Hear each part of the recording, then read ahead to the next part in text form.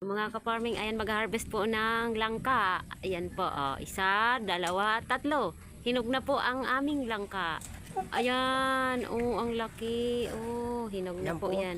Bango! Oh, bango, ang sarap. Ayan pa po, oh. Parang bata. Ah, parang batang mabango. Oh, ayan pa po. Soon. Ayan po, oh. Ayan. Ayan na po siya, oh. Mga ka-farming.